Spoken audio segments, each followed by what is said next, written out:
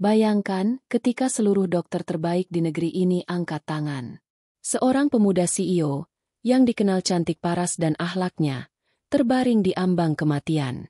Semua alat medis modern tak lagi berfungsi. Namun, justru dari sebuah desa terpencil di Jawa, hadir seorang lelaki tua misterius. Bukan profesor, bukan dokter, melainkan seorang dukun, yang membawa jalan penentu. Akankah pemuda ini terselamatkan? Atau justru dukun itu menyimpan rahasia gelap? Saksikan sampai akhir, dan jangan lupa tekan tombol like agar kita semua mendapatkan kebaikan, serta harapan yang selalu kita panjatkan kepada Allah.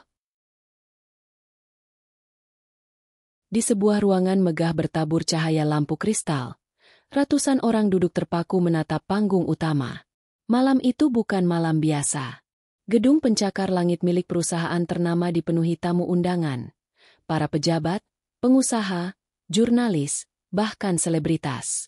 Semua hadir untuk menyaksikan pidato seorang pemuda yang namanya tengah bersinar terang di dunia bisnis. Dia dikenal bukan hanya karena kecerdasannya, tapi juga karena wajahnya yang cantik, nyaris menyerupai ketampanan sekaligus kelembutan seorang perempuan. Rambut hitamnya tersisir rapi, sorot matanya penuh wibawa, dan senyum yang selalu disertai tutur lembut membuat banyak orang hormat kepadanya. Dialah CEO muda yang mampu membangun perusahaan raksasa hanya dalam hitungan tahun. Sosok yang dijadikan teladan oleh banyak anak muda.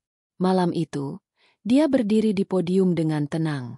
Suaranya jernih, penuh keyakinan.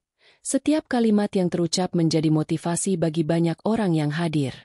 Kita harus percaya bahwa setiap kerja keras tidak akan pernah sia-sia. Selama niat kita benar, selama tujuan kita lurus, jalan itu akan terbuka. Dan kita harus selalu ingat, kesuksesan sejati tidak hanya diukur dari harta dan jabatan, melainkan dari seberapa banyak manfaat yang kita berikan kepada sesama. Kalimat itu langsung disambut tepuk tangan meriah.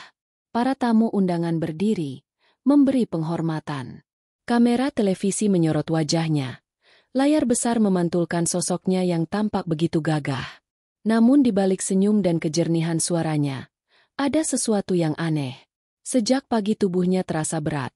Sesekali ia menahan dada, merasakan denyut yang tidak wajar. Dia berusaha menutupi itu semua, tidak ingin merusak acara besar malam itu. Beberapa menit kemudian, keringat dingin mulai bercucuran di dahinya. Suaranya yang tadinya lantang mendadak melemah. Kata-kata yang seharusnya keluar lancar, tertahan di tenggorokan. Matanya berkunang-kunang, pandangannya kabur, dan sebelum semua orang menyadari, tubuhnya terhuyung. Mikrofon jatuh, dentumannya menggelegar memenuhi ruangan. Jeritan panik terdengar. Para tamu berlari mendekat. Ada yang berusaha menopang tubuhnya yang roboh. Sang CEO tergeletak di atas panggung dengan napas tersengal. Wajahnya pucat pasi seakan darahnya lenyap dari tubuh. Suasana yang semula penuh tepuk tangan dan kebanggaan berubah menjadi kepanikan besar. Tim medis yang sudah bersiap di belakang panggung segera berlarian. Dokter muda berusaha melakukan pertolongan pertama. Nadi lemah. Bawa tandu cepat, teriaknya. Tubuh sang CEO diangkat dengan tergesa menuju ruang darurat yang sudah disediakan di lantai bawah. Sementara itu, kerumunan penonton berdiri membisu, tak percaya bahwa sosok sehebat itu bisa tumbang seketika. Di dalam ruang darurat, dokter dan perawat sibuk memasang selang oksigen, memeriksa detak jantung, dan memberi suntikan. Namun hasilnya tetap sama. Jantung sang CEO berdenyut tidak beraturan, napasnya semakin pendek. Seorang dokter senior menggigit bibir, menatap layar monitor dengan wajah suram. Penyebabnya tidak jelas. Tekanan darahnya anjlok tanpa alasan medis yang pasti. Keluarga yang datang tergopoh-gopoh menangis histeris. Sang ibu berteriak memanggil nama putranya. Suaranya pecah penuh kepedihan. Sang ayah yang biasanya tegar, kini terduduk lemas di kursi, menutup wajah dengan kedua tangan. Bibirnya bergetar menyebut nama Allah, memohon kekuatan. Sementara itu, para eksekutif perusahaan hanya bisa menatap dengan wajah ngeri. Sosok yang menjadi tulang punggung perusahaan, yang selama ini menjadi cahaya bagi ribuan karyawan, kini terbaring tak berdaya di ranjang darurat. Semua orang seakan teringat Betapapun tinggi jabatan manusia, betapapun besar kekayaan yang dikumpulkan, pada akhirnya tidak ada yang bisa melawan takdir jika Allah berkehendak. Detik demi detik terasa begitu panjang. Tubuh CEO itu bergerak sedikit. Bibirnya bergetar seakan ingin mengatakan sesuatu, namun suaranya tak mampu keluar. Matanya terbuka separuh, menatap sekeliling, lalu perlahan menutup lagi seolah tertarik ke dalam kegelapan yang dalam. Dokter senior mendekat ke keluarga. Suaranya pelan namun menorehkan luka mendalam. Kami sudah melakukan yang terbaik, tapi kondisinya sangat kritis. Kami akan terus berusaha, tapi kemungkinan sembuh sangat tipis. Tangis kembali pecah. Sang ibu sujud di lantai ruang darurat. Air mata membasahi lantai dingin. Ya Allah, selamatkan anakku. Jangan ambil dia dari kami sekarang. Suaranya lirih, penuh doa, menggema di antara suara mesin medis yang terus berbunyi tak beraturan. Di luar gedung, suasana tak kalah mencekam. Ratusan karyawan dan wartawan menunggu kabar. Wajah mereka muram, penuh ketakutan. Mereka tak bisa percaya. Ikon muda yang selama ini menjadi inspirasi kini berhadapan dengan kematian. Di lantai darurat rumah sakit megah itu, malam semakin larut namun suasana tak juga tenang. Ruangan penuh cahaya lampu putih dingin. Monitor-monitor medis berdentang dengan suara monoton yang justru membuat hati semakin gelisah. Tubuh sang CEO muda masih terbaring dengan wajah pucat. Matanya tertutup rapat, dan selang-selang medis menjulur dari hidung serta tangannya. Para dokter berdiskusi dengan suara tertahan, seakan khawatir perkataan mereka terdengar oleh keluarga yang menangis di sudut ruangan. Semua hasil tes darah normal, fungsi organ juga tidak menunjukkan kerusakan fatal, ujar salah satu dokter spesialis jantung dengan raut wajah tegang. Dokter lain menggeleng, tangannya gemetar ketika menulis laporan. Tapi jantungnya melemah drastis, seolah ada sesuatu yang menghisap tenaganya dari dalam. Secara ilmiah, ini sulit dijelaskan. Ketika pernyataan itu terdengar, keluarga semakin tenggelam dalam kesedihan. Sang ayah, yang sejak tadi dia memeluk kepalanya, menatap dokter dengan mata penuh harap. Tidak ada obat? Tidak ada jalan lain? Tanyanya, suaranya pecah, hampir tak keluar. Dokter hanya menunduk, memberikan jawaban yang seakan merobek hati. Kami sudah berusaha. Obat-obatan standar tidak bereaksi. Alat bantu juga tidak memberi perubahan signifikan. Kami akan tetap mencoba, tetapi kami tak bisa berjanji. Isak tangis kembali memenuhi ruangan. Sang ibu meraih tangan anaknya yang dingin, menggenggamnya erat. Air mata terus menetes. Nak, bangunlah. Kau masih muda. Masih banyak yang menantimu. Ya Allah, jangan biarkan anakku pergi secepat ini. Doanya lirih, penuh kepedihan, namun tak lepas dari harapan. Di ruang tunggu, para wartawan dan karyawan yang menunggu kabar mulai gelisah. Mereka melihat beberapa dokter keluar masuk dengan wajah muram. Desas-desus mulai beredar. Sebagian mengatakan sang CEO sudah sekarat. Sebagian lain berharap ini hanya rumor. Namun yang pasti, bayangan kematian sudah menggantung di udara, menekan dada semua orang yang ada di sana. Di dalam ruang icu, monitor sempat mengeluarkan bunyi panjang mendatar. Seluruh perawat terperanjat, bergegas memanggil dokter. Dengan cepat dilakukan resusitasi. Tubuh sang CEO bergetar ketika aliran listrik medis disalurkan. Detik-detik itu terasa seperti menahan napas di tengah jurang kematian. Hingga akhirnya, detak jantung kembali terdengar, meski sangat lemah. Semua orang menghela napas, tapi wajah dokter tetap kelam. Kalau terus begini, saya tidak yakin ia bisa bertahan semalaman, bisiknya pada rekannya. Rasa putus asa merayap semakin dalam. Keluarga yang mendengar ucapan itu tak mampu menahan tangis lagi. Sang adik perempuan, yang sedari tadi hanya terdiam, akhirnya jatuh terduduk. Mengapa dia? Mengapa bukan aku saja? Ya Allah, dia begitu baik, begitu tulus. Mengapa harus dia yang menanggung ini? Air matanya membasahi lantai. Suaranya membuat semua yang mendengar ikut terenyuh. Para dokter kembali mengadakan pertemuan singkat. Mereka memanggil seorang profesor medis terkenal dari luar negeri lewat panggilan video. Sang profesor mendengarkan data, melihat hasil scan, lalu menggeleng dengan wajah terkejut. Ini tidak masuk akal. Secara medis, pasien seharusnya tidak mengalami kondisi kritis dengan hasil seperti ini. Ada sesuatu yang tidak terlihat di balik semua data.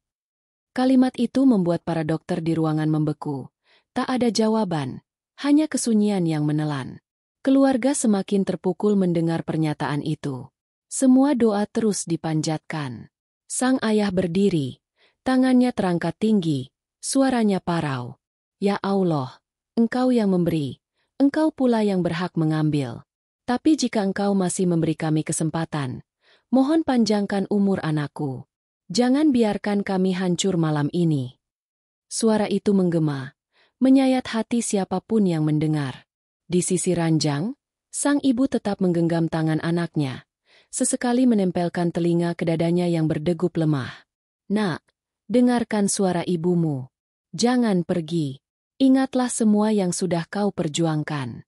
Ingat doa-doamu selama ini. Bangunlah, nak. Tangisannya bercampur dengan desis mesin medis, menciptakan harmoni tragis yang menusuk jiwa. Sementara itu, waktu terus berjalan. Malam semakin pekat, tetapi harapan semakin tipis. Para dokter mulai kehabisan opsi. Mereka bergantian masuk, memeriksa, menuliskan laporan, tetapi semuanya hanya berakhir dengan helaan napas berat. Hingga akhirnya, salah seorang dokter dengan berat hati berkata kepada keluarga, "Kami tidak akan berhenti mencoba, tapi, bila kondisi semakin memburuk, kami hanya bisa menunggu takdir. Tolong siapkan hati." Kalimat itu bagaikan palu yang menghantam dada. Ruangan kembali hening. Hanya tersisa suara tangis dan doa yang tidak henti-hentinya dipanjatkan. Semua ikhtiar medis tampak sia-sia. Malam itu, dunia medis benar-benar angkat tangan, menyerahkan segalanya pada sesuatu yang lebih tinggi, sesuatu yang hanya bisa digapai dengan doa dan kesabaran. Dan dari titik inilah, keluarga mulai menyadari, ada jalan lain yang mungkin harus ditempuh. Jalan yang bukan lagi soal logika atau ilmu pengetahuan semata. Malam kian larut. Jarum jam menunjuk angka 2 dini hari. Namun ruang rumah sakit itu masih ramai oleh tangisan dan doa. Para dokter yang sudah berjam-jam berusaha hanya bisa berdiri lemas. Wajah mereka pucat, mata kosong. Semua obat sudah dicoba. Semua prosedur sudah ditempuh. Namun kondisi sang CEO tetap memburuk. Napasnya satu-satu. Jantungnya nyaris berhenti. Keluarga terpaku dalam keputusasaan. Sang ibu duduk di samping ranjang dengan mata bengkak. Mulutnya bergetar terus melafalkan doa. Sang ayah hanya menunduk, tubuhnya gemetar. Sementara adik sang CEO tak berhenti menangis. Mereka semua merasa jurang kematian sudah begitu dekat. Dan tiada satupun manusia di ruangan itu yang mampu menghalanginya. Hingga tiba-tiba, dari arah pintu, masuk seorang lelaki tua dengan langkah perlahan. Pakaiannya sederhana, sarung kusam melilit pinggang, baju putih longgar dengan sedikit noda, dan peci hitam di kepala. Wajahnya keriput, janggutnya tipis memutih, namun matanya memancarkan sinar aneh, tajam sekaligus menenangkan. Tangannya membawa sebuah tas kain coklat tua, tampak berat, berisi sesuatu yang tak diketahui. Kedatangannya tidak direncanakan. Tidak ada dokter yang memanggil, tidak ada staf rumah sakit yang mengenalnya. Namun salah seorang karyawan lama yang ikut menjaga malam itu terperanjat begitu melihatnya. "Astagfirullah, itu Mbah Wiryo," bisiknya dengan suara bergetar.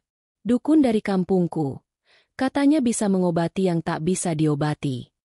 Keluarga menoleh, antara heran dan bingung. Sang ayah segera berdiri, menghampiri lelaki tua itu. "Siapa Anda? Bagaimana bisa masuk ke sini?" Tanyanya dengan nada tegang, penuh curiga. Lelaki itu hanya tersenyum samar, menunduk hormat. "Saya datang karena dipanggil.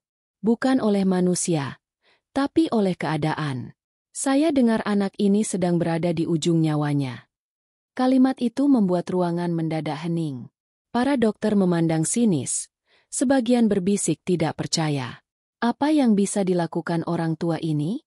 Kami yang berpendidikan medis saja tidak mampu. Gumam seorang dokter dengan nada meremehkan. Namun sang ibu, yang hatinya sudah remuk, justru memandang lelaki itu dengan harapan samar. Ada sesuatu pada tatapan matanya yang membuat ia ingin percaya, meski hanya secuil. Mbah Wiryo berjalan mendekat keranjang. Ia menatap wajah pucat sang CEO lama sekali, lalu menghela napas dalam. Tangannya mengusap udara di atas tubuh yang terbaring, seolah merasakan sesuatu yang tak terlihat. Bukan penyakit biasa. Ini bukan soal darah atau jantung. Ada sesuatu yang menjeratnya dari dunia yang tidak kasat mata, katanya lirih.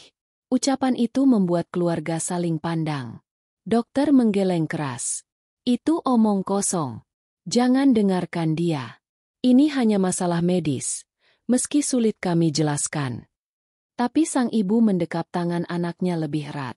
Kalau medis sudah angkat tangan, apa salahnya mencoba jalan lain? Suaranya parau, nyaris berbisik. Mbah Wiryo membuka tas kainnya perlahan.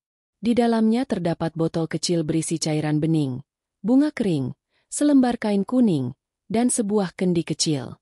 Aroma kemenyan samar-samar keluar begitu tas itu terbuka, membuat sebagian orang di ruangan itu merinding. Saya tidak minta bayaran, hanya doa. Jika memang jalan hidupnya masih panjang, Allah akan izinkan ia bangkit.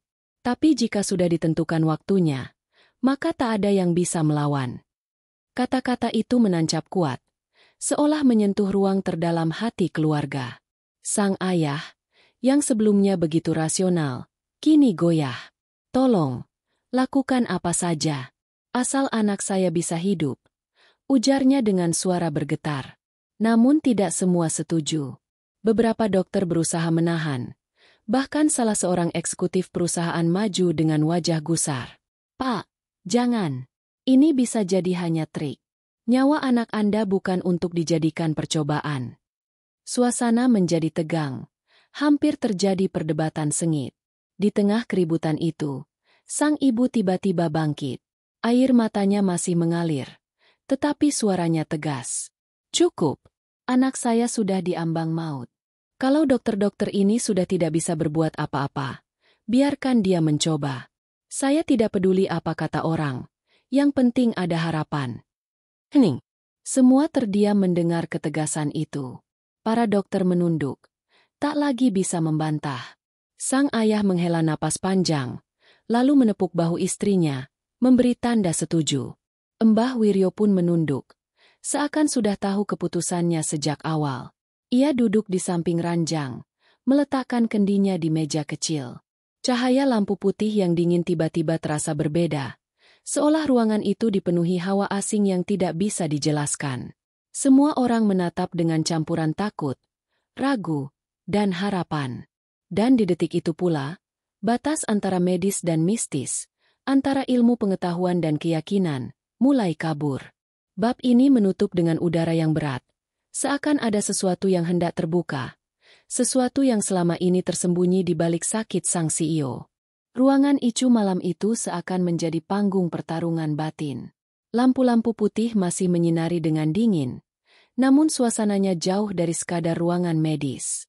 Aroma samar kemenyan dari tas Mbah Wiryo semakin menusuk hidung, bercampur dengan bau obat dan antiseptik. Semua mata tertuju pada lelaki tua itu, yang duduk bersila di samping ranjang sang CEO, seolah menunggu restu penuh dari keluarga. Sang ayah berdiri kaku, wajahnya menegang. Dalam benaknya berkecamuk rasa ragu. Di satu sisi, logikanya sebagai orang terpelajar menolak kehadiran dukun yang dianggap penuh tahayul. Tapi di sisi lain, hatinya yang hancur melihat anaknya meregang nyawa berteriak agar ia mencoba jalan apapun, meski di luar nalar. Pak, suara sang ibu pecah. Tangannya masih menggenggam tangan anaknya yang dingin. Kita sudah biarkan dokter mencoba segalanya. Hasilnya, anakku semakin kritis. Apakah kita hanya akan diam dan menunggu ia diambil begitu saja? Saya tidak sanggup. Air matanya jatuh tanpa henti. Setiap kata yang keluar terdengar seperti jeritan putus asa. Dokter senior yang berdiri di dekat monitor mencoba menenangkan. Ibu, saya mengerti. Tapi Anda harus percaya pada sains. Percaya pada kami. Semua ini butuh waktu. Butuh kesabaran. Jangan sampai terjebak oleh orang yang tidak jelas asal-usulnya.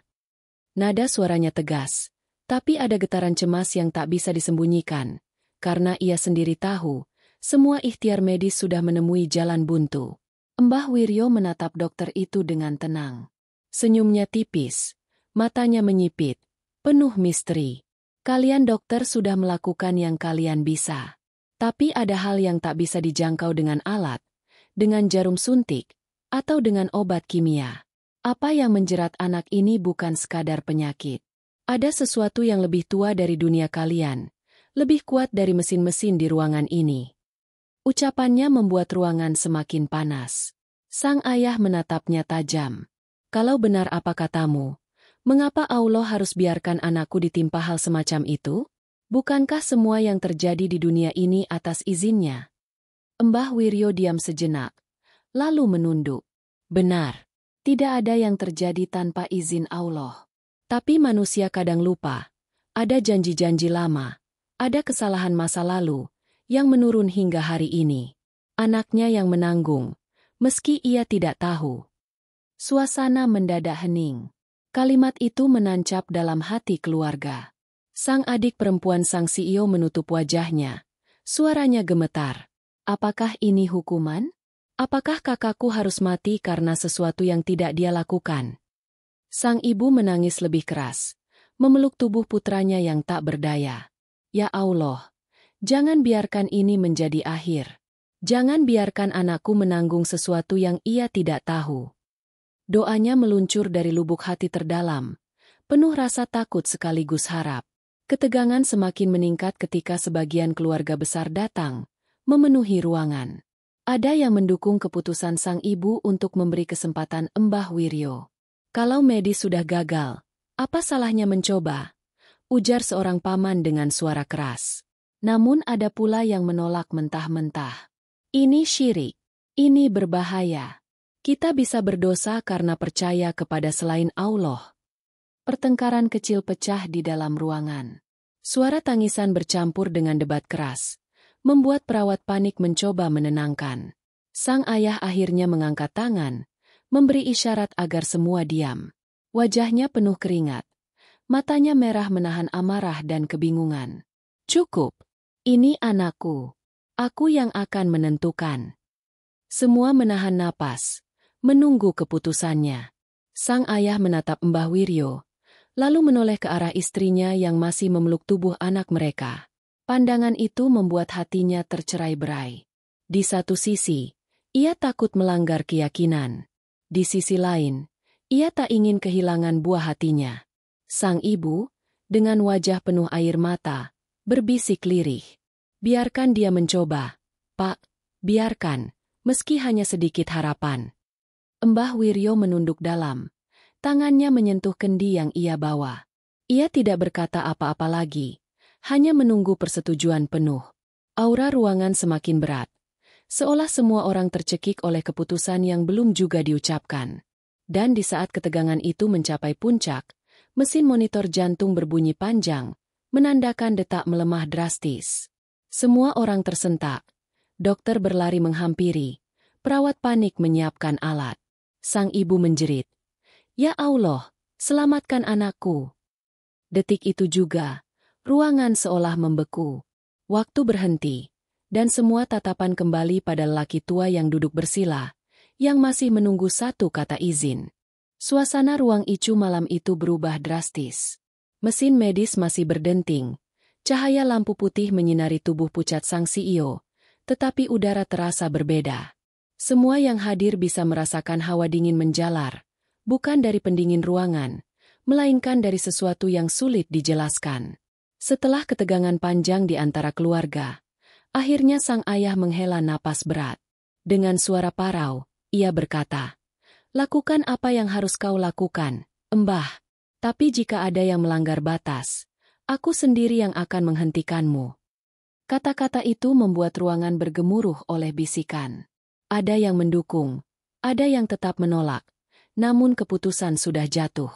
Mbah Wiryo menundukkan kepala dalam-dalam, seolah memberi hormat pada keputusan itu. Ia membuka tas kain coklatnya dengan perlahan. Dari dalam, ia mengeluarkan kendi kecil, botol bening berisi air, bunga kering berwarna merah, serta selembar kain kuning lusuh. Aroma kemenyan semakin pekat, menusuk hidung hingga membuat beberapa orang batuk kecil. Sang ibu menatap penuh harap, meski matanya masih basah.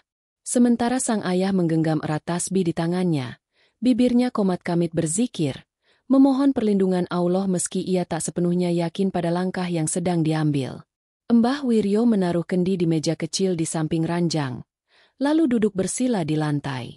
Tangannya bergerak pelan, meraih bunga kering, menaburkannya ke dalam kendi berisi air.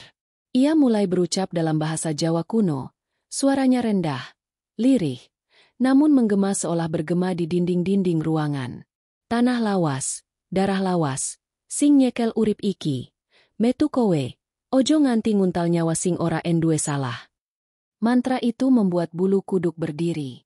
Perawat yang masih berada di ruangan memeluk lengan satu sama lain. Sebagian memilih keluar karena tak sanggup melihat. Para dokter menatap dengan wajah masam, setengah marah, setengah ketakutan. Ini tidak masuk akal, bisik salah seorang. Namun tak seorang pun berani menghentikan, karena kondisi sang CEO semakin genting. Mbah Wiryo kemudian mengambil kain kuning lusuh itu, mengibaskannya perlahan di atas tubuh sang CEO. Anehnya, tubuh yang semula kaku itu tiba-tiba bergetar halus. Monitor medis berdering cepat. Detak jantung naik tak terduga. Semua orang terkejut. Sang ibu menjerit kecil, antara takut dan berharap. "Nak, apa kau dengar? Bangunlah, nak." Namun perubahan itu tidak berlangsung lama. Tubuh sang CEO kembali tenang. Wajahnya makin pucat. Mbah Wiryo menutup mata, menghembuskan napas panjang. Dia tidak hanya sakit. Ada sesuatu yang menjerat kuat di dalam tubuhnya. Jika tidak segera dikeluarkan, nyawanya bisa habis malam ini juga. Suasana makin tegang.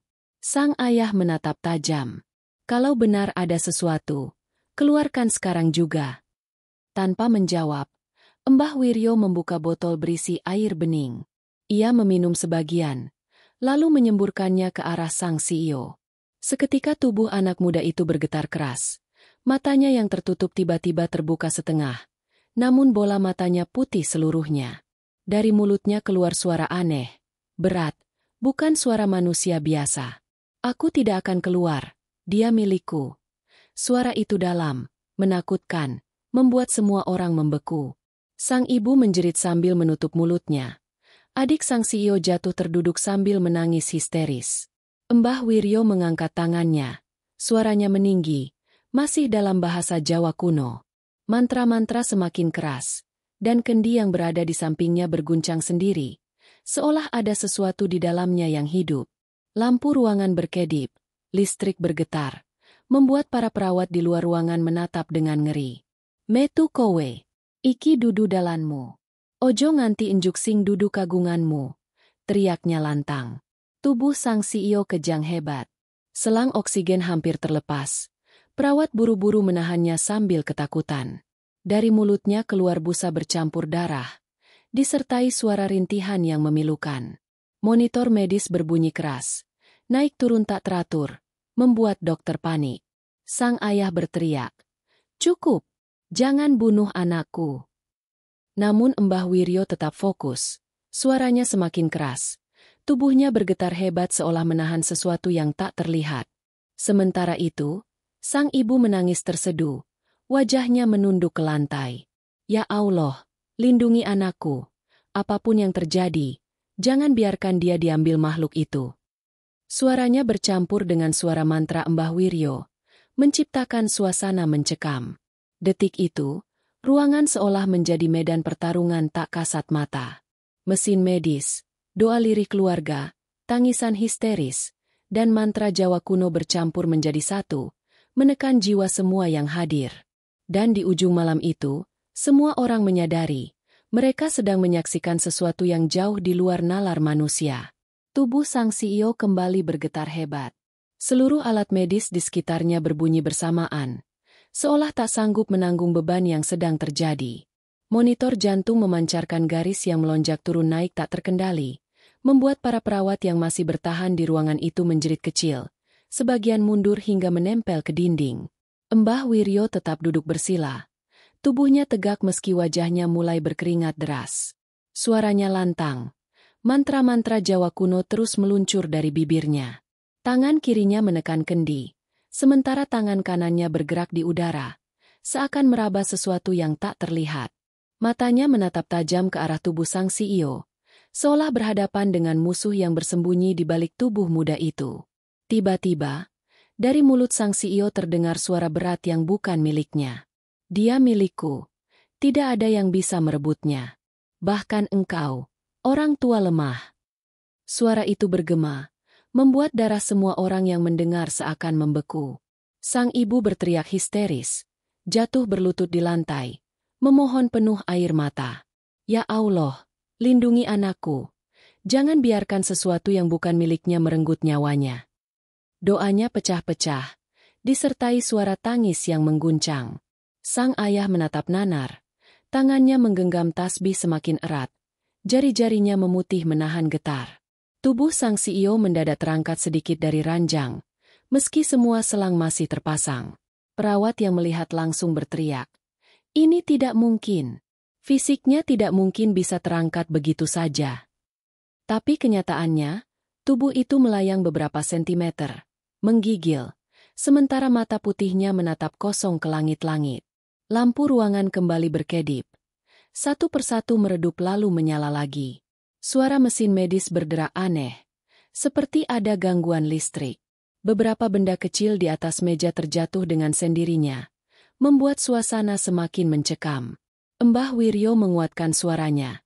Matanya menyipit, tangannya bergetar.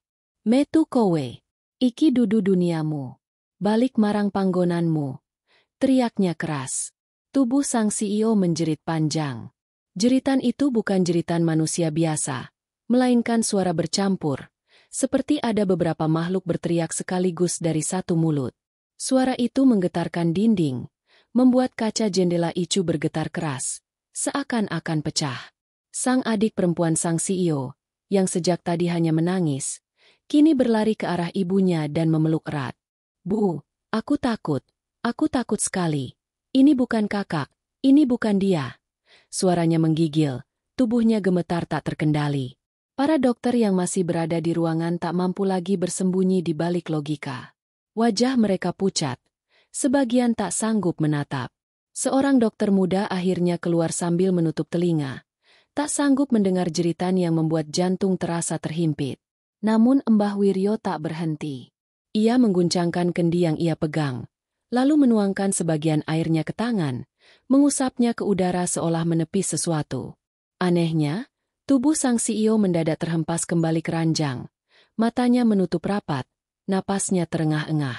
Tapi itu bukan akhir.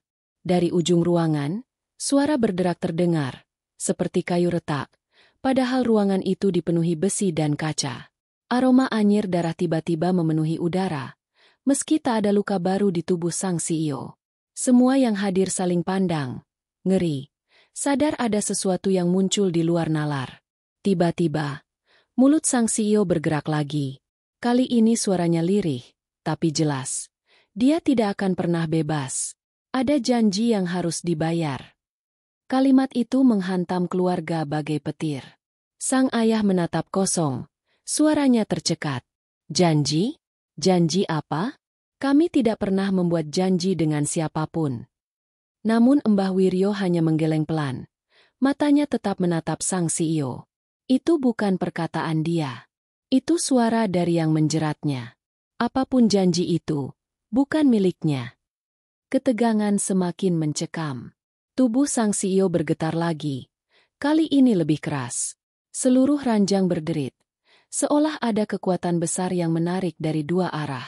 Sang ibu semakin keras menangis. Wajahnya penuh air mata. "Ya Allah, tolong hentikan ini. Jangan biarkan anakku diambil oleh sesuatu yang gelap." Dan seakan menjawab doa itu, tiba-tiba suasana ruangan berubah. Lampu berhenti berkedip, tapi hawa dingin semakin menusuk tulang.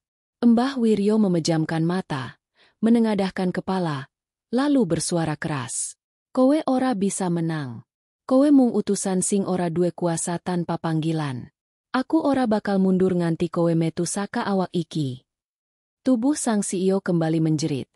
Kali ini lebih panjang, lebih menyayat. Suara itu membuat seluruh keluarga menutup telinga. Sebagian bahkan menangis ketakutan. Malam itu, semua yang hadir menyadari, yang mereka hadapi bukan lagi penyakit, melainkan perlawanan dari dunia lain. Sesuatu yang tak bisa dijelaskan oleh sains, sesuatu yang hanya bisa dihadapi dengan keyakinan penuh, doa, dan kekuatan yang melampaui batas manusia biasa. Dan perjuangan itu baru saja dimulai. Suasana ruang icu itu semakin berat. Tubuh sang CEO masih terbaring dengan napas yang terengah. Namun jeritan-jeritan yang keluar dari mulutnya tadi masih terngiang di telinga semua orang. Bau anyir bercampur dengan aroma kemenyan menggantung di udara, membuat dada sesak, membuat bulu kuduk siapapun yang ada di dalam ruangan berdiri. Mbah Wiryo terus melantunkan mantra dengan suara keras. Tangannya bergetar, matanya terpejam rapat, dan peluh bercucuran deras di wajah keriputnya.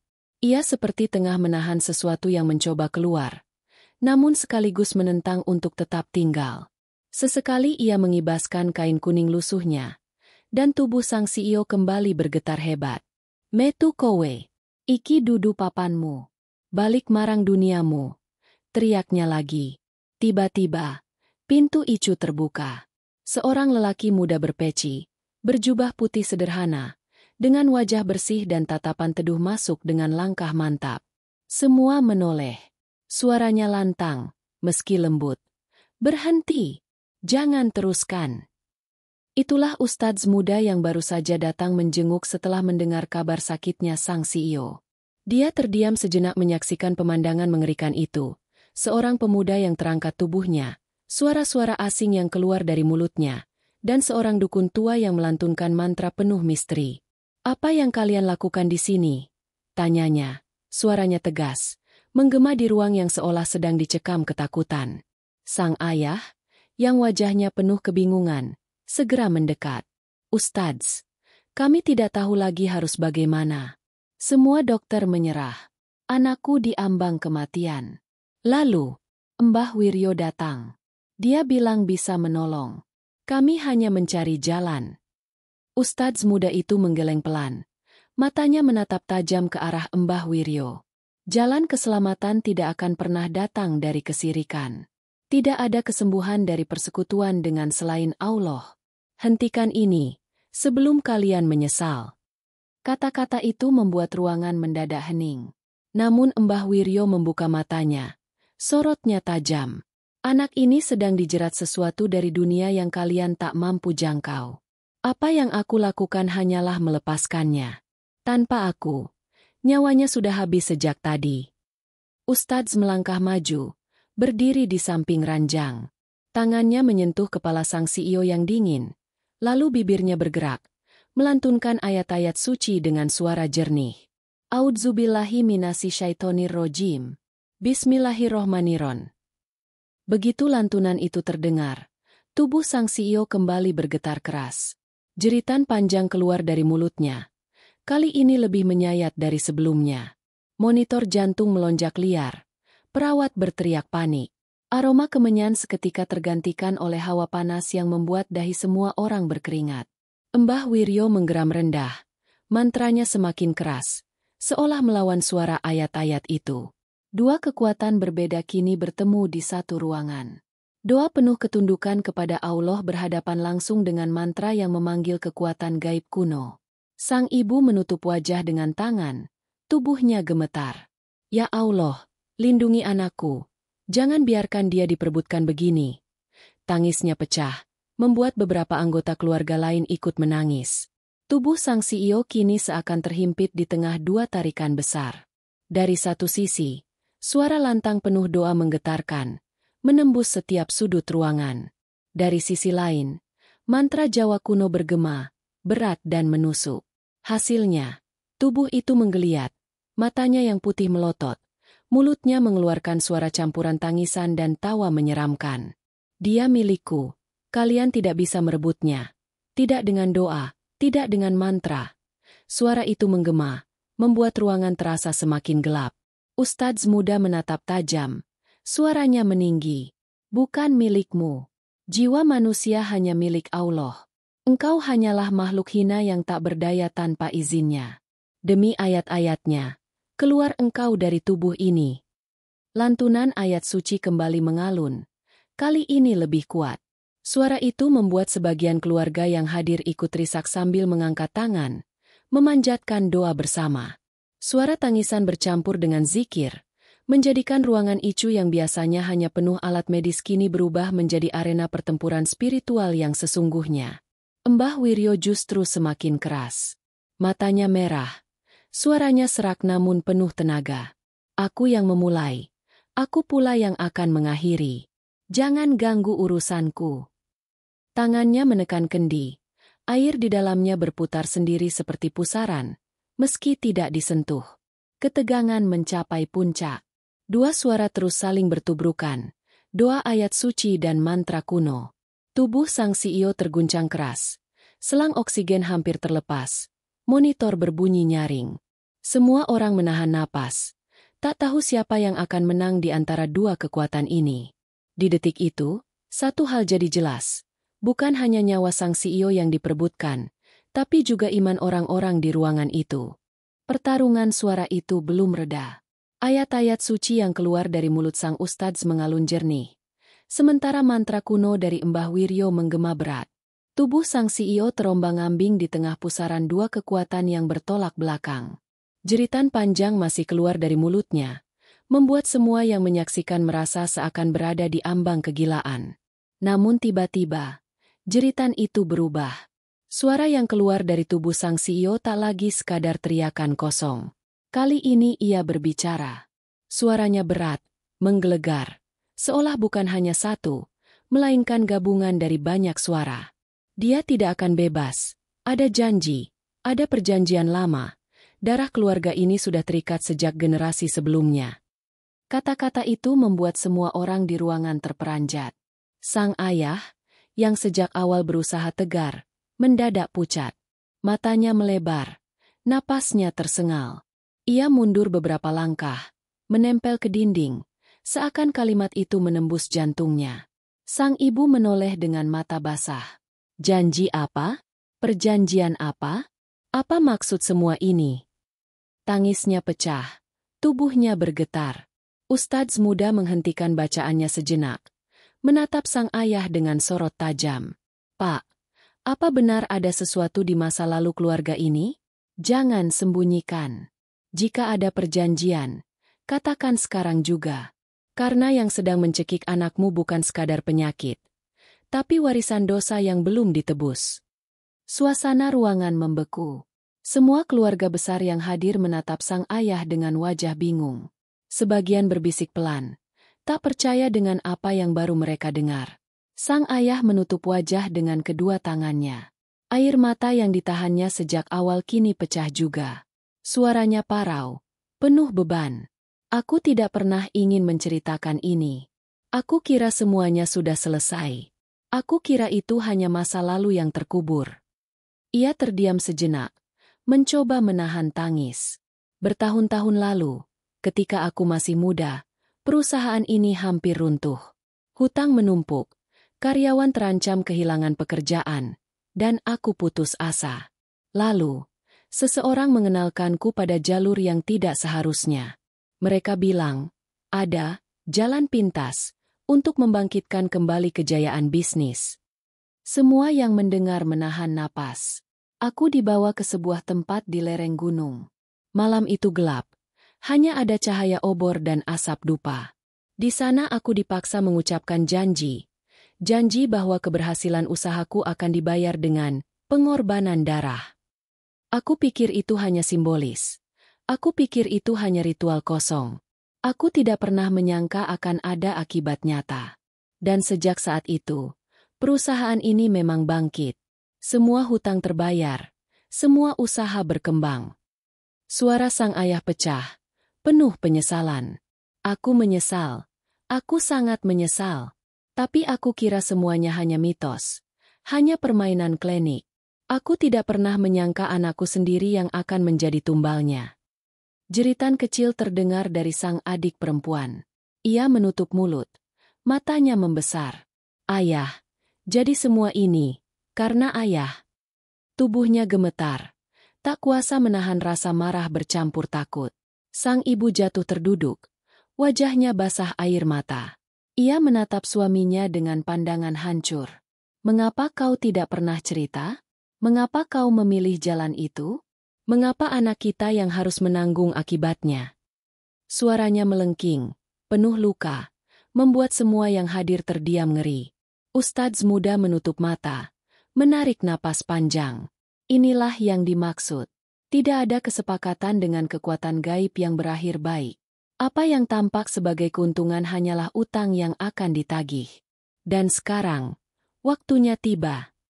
Tubuh sang CEO kembali bergetar hebat. Matanya yang putih melotot. Mulutnya mengeluarkan suara aneh. Janji itu belum lunas. Darahnya adalah harga yang harus dibayar. Dia milikku. Mbah Wiryo menatap sang ayah dengan senyum tipis, seolah menyimpan sesuatu. Aku tahu janji itu. Aku bagian dari ikatan itu.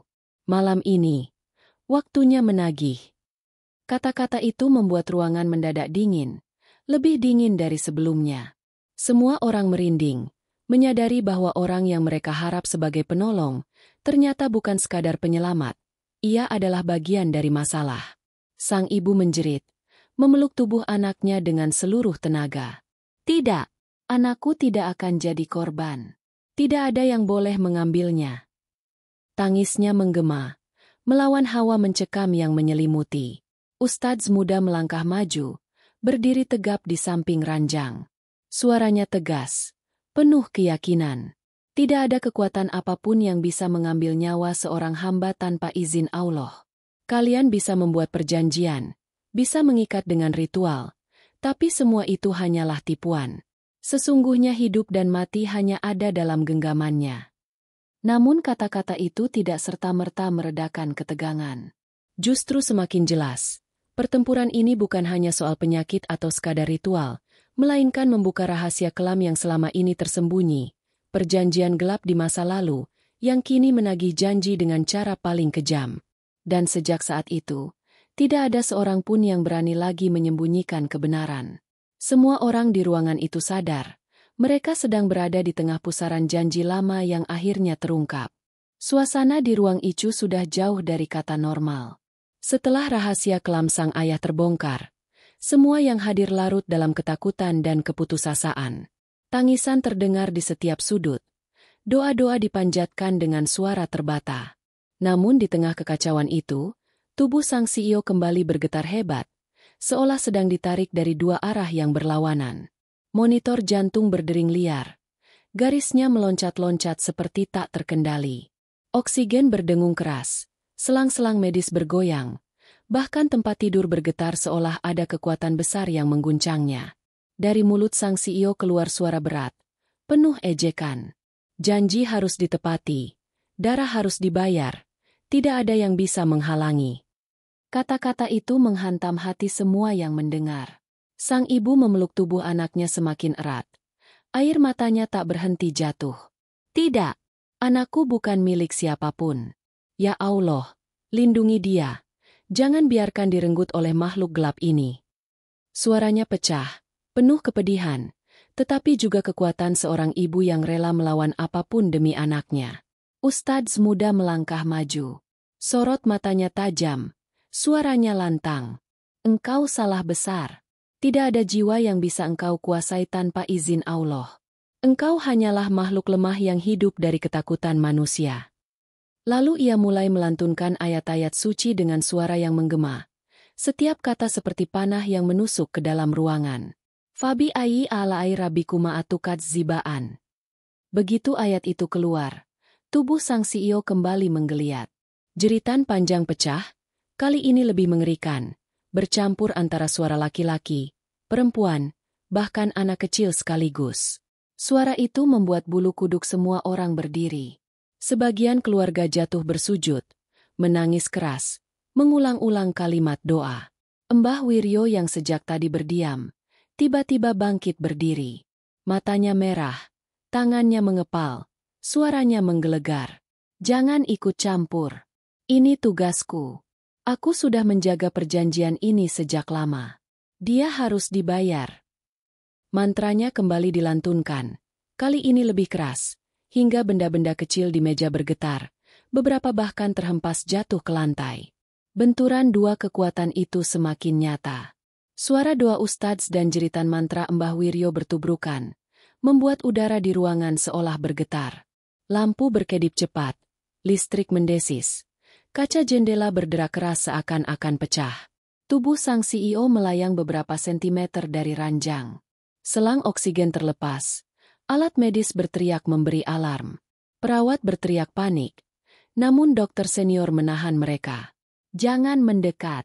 Ini di luar kemampuan medis kita. Sang adik perempuan menjerit histeris, memeluk ibunya yang juga menangis keras. Bu, kakak akan mati. Bu, aku takut. Tubuhnya gemetar. Suaranya parau penuh ketakutan. Sang ibu berusaha tegar, meski wajahnya basah air mata. Nak, bertahanlah. Ingat semua doa yang kau panjatkan. Allah tidak akan meninggalkanmu. Ustadz semakin keras membaca ayat suci. Keringat membasahi wajahnya. Tangannya menempel di dada sang CEO. Suaranya semakin kuat, penuh keyakinan. La haula wala quwata illa billah. Tidak ada kekuatan selain milik Allah. Seketika tubuh sang CEO mengeluarkan jeritan panjang. Dari mulutnya keluar busa bercampur darah. Namun bersamaan dengan itu, hawa panas menyelimuti ruangan. Semua orang merasa dadanya terhimpit. Seolah ada tangan tak terlihat menekan mereka. Mbah Wiryo tidak tinggal diam. Ia mengibaskan kain kuning ke arah ustadz. Suaranya keras memanggil nama-nama gaib. Namun ayat suci yang dibacakan justru membuat kain itu terbakar dari ujungnya tanpa api. Bau hangus memenuhi ruangan. Mata Mbah Wiryo melebar. Wajahnya pucat. Namun ia kembali meraung. Belum selesai. Aku tidak akan mundur. Pertarungan semakin sengit. Tubuh sang CEO menjadi pusat pertempuran. Bergetar, melayang, lalu terhempas keranjang berkali-kali. Jeritan makhluk yang merasukinya bercampur dengan doa ayat-ayat suci, menciptakan suara yang tidak bisa dijelaskan. Beberapa anggota keluarga jatuh sujud, menangis, menyerahkan diri sepenuhnya. Ya Allah, hanya Engkau tempat kami bergantung. Hanya Engkau yang mampu menolong. Selamatkan anak kami. Doa mereka bersahut-sahutan, menambah kekuatan suasana. Ruangan itu kini benar-benar menjadi medan perang spiritual.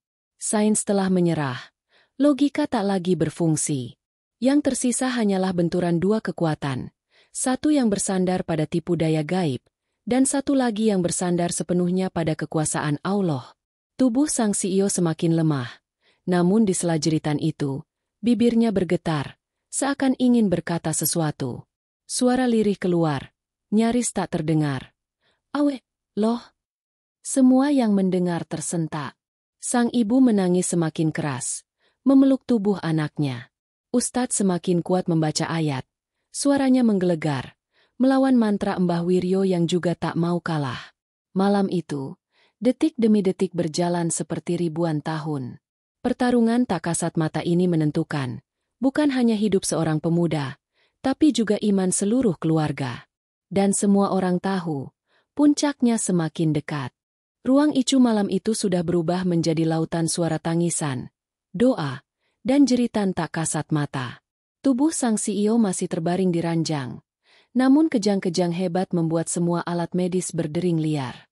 Setiap tarikan napasnya seperti pertaruhan antara hidup dan mati. Ustadz muda berdiri tegak di samping ranjang. Suaranya lantang, membaca ayat-ayat suci dengan penuh keyakinan. Keringat mengucur di wajahnya. Namun matanya tak goyah sedikit pun. La ilaha illa Allah. La ilaha illa Allah. Kalimat itu berulang-ulang, menggema, menabrak setiap dinding ruangan. Di sisi lain, Mbah Wiryo tampak semakin lemah, namun amarahnya meledak. Matanya merah menyala, tangannya bergetar. Mantranya diucapkan dengan suara serak tapi penuh kebencian. Janji harus ditepati. Darah harus dibayar. Dia milikku. Kekuatan dua suara itu bertabrakan, menciptakan aura yang membuat semua orang di ruangan merasa dada mereka sesak. Lampu berkedip cepat. Monitor medis berteriak nyaring. Dan udara bergetar seperti ada badai yang lahir dari tempat yang tak terlihat. Sang ibu memeluk tubuh anaknya. Air matanya jatuh membasahi dada sang CEO. Nak, dengar suara ibu. Ingat semua doa yang kau panjatkan sejak kecil. Ingat bahwa hidupmu hanya milik Allah. Bangunlah, nak. Lawan semuanya. Jangan biarkan dirimu diambil oleh mereka. Tangisnya bergema, penuh cinta dan keputusasaan. Tiba-tiba, tubuh sang CEO bergetar hebat. Matanya terbuka, putih semua. Lalu menatap lurus ke arah langit-langit. Suara berat keluar dari mulutnya. Bukan suaranya sendiri. Aku tidak akan keluar. Dia adalah aku. Namun, bersamaan dengan itu, bibir sang CEO bergetar pelan. Suara lirih terdengar, menembus jeritan asing itu. La ilaha illallah. Allah. Semua orang di ruangan tersentak. Suara itu begitu lemah, nyaris tercekik, tapi jelas. Ustadz semakin menguatkan bacaan. Tangannya menekan dada sang CEO dengan mantap. Ucapkan lagi. Jangan berhenti. Katakan dengan penuh keyakinan. Tubuh sang CEO semakin keras bergetar, seolah ada pertempuran sengit di dalam dirinya. Jeritan asing keluar, melawan dengan kebencian. Namun suara lirih itu kembali muncul, kali ini lebih kuat. La ilaha illallah. Allah. Tangisan pecah dari seluruh keluarga. Sang ibu memekik sambil menunduk, mencium tangan anaknya. Sang ayah jatuh berlutut. Air matanya deras, suaranya pecah. Ya Allah, aku menyesal. Ampuni aku. Selamatkan anakku. Jangan biarkan dia menanggung dosaku. Jeritan panjang kembali keluar dari tubuh sang CEO. Kali ini lebih dahsyat dari sebelumnya. Semua kaca jendela icu bergetar keras. Beberapa retak. Alat medis berdering tak karuan. Namun di tengah jeritan itu, tubuh sang CEO tiba-tiba menegang, lalu berteriak lantang. Asyhadu an la ilaha illallah. Wa asyhadu anna Muhammadar Rasulullah. Kalimat syahadat itu meledak dari bibirnya. Jelas, tegas, dan penuh kekuatan. Suara asing yang tadinya menguasai tubuhnya mendadak terhenti. Jeritan itu lenyap, seakan tersedot keluar dari tubuhnya. Hawa panas yang menyesakkan ruangan tiba-tiba hilang, digantikan udara dingin yang menenangkan. Tubuh sang CEO jatuh kembali keranjang, napasnya tersengal, namun wajahnya tampak berbeda. Pucat yang tadinya kelabu kini perlahan memudar, berganti dengan rona tipis kehidupan. Monitor medis menunjukkan detak jantungnya kembali stabil. Garis yang tadinya kacau kini bergerak teratur. Mbah Wiryo terhuyung, tubuhnya gemetar. Matanya penuh amarah sekaligus ketakutan. Tidak, ini tidak mungkin. Tidak ada yang bisa melawan perjanjian itu. Namun sebelum ia sempat melanjutkan mantranya, api kecil muncul di ujung kain kuning yang dipegangnya. Dalam hitungan detik, api itu menjalar cepat, membakar kain, lalu merambat ke tubuhnya. Jeritan Mbah Wiryo memenuhi ruangan. Tubuhnya terbakar, namun tidak menyisakan abu di lantai, seolah lenyap di telan udara. Semua orang terdiam, ngeri menyaksikan akhir yang begitu mengerikan. Setelah itu, hening panjang menyelimuti ruangan. Hanya terdengar suara mesin medis yang kembali stabil. Sang ibu menangis keras, kali ini tangis bahagia, sambil mencium wajah anaknya yang mulai membuka mata. Nak, kau kembali pada ibu. Sang ayah masih berlutut. Air matanya jatuh tanpa henti. Ya Allah, Engkau Maha Pengampun, terima taubatku. Jangan biarkan aku lagi tersesat di jalan yang gelap. Ustadz muda menunduk. Suaranya lembut namun penuh wibawa. Hari ini kalian menyaksikan. Tidak ada kekuatan di dunia ini yang bisa menandingi kuasa Allah. Semua perjanjian, semua tipu daya, akan runtuh jika iman ditegakkan. Peganglah ini sampai akhir hayat kalian. Tubuh sang CEO yang tadi hampir direnggut kini perlahan mengangkat tangan lemah. Air mata menetes di sudut matanya. Dengan suara serak, ia berbisik. Alhamdulillah, aku masih diberi kesempatan. Malam itu, di ruang yang penuh tangisan, teriakan, dan doa, semua orang belajar satu hal, hidup dan mati hanyalah milik Allah. Tidak ada dukun, tidak ada perjanjian gelap, tidak ada kekuatan gaib yang bisa melawan takdirnya. Dan pada akhirnya, imanlah yang menjadi penentu segalanya.